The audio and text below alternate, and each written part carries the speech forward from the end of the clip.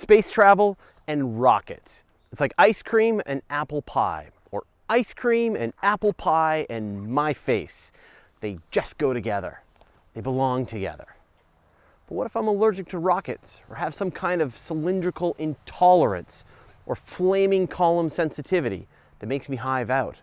Why can't I fly to space in balloons, or airplanes, or helicopters? Why do we need these pointy cubist eggplant flame tubes?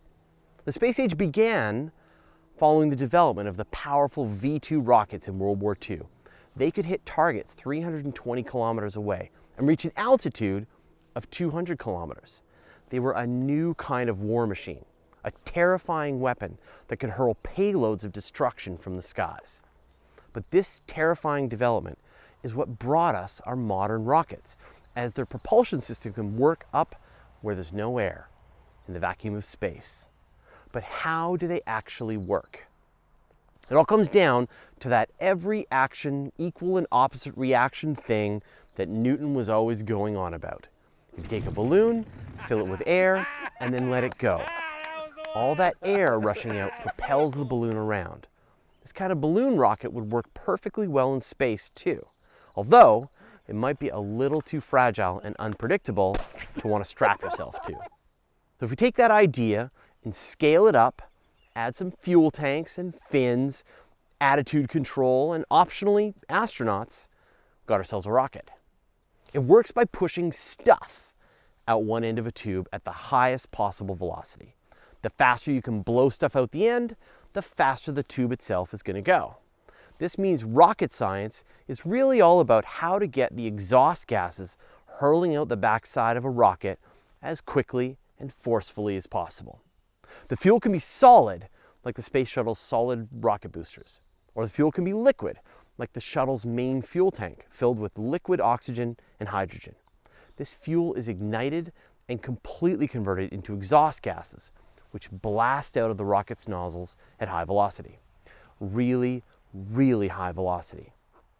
The scary part for passengers is that modern rockets are mostly made of fuel.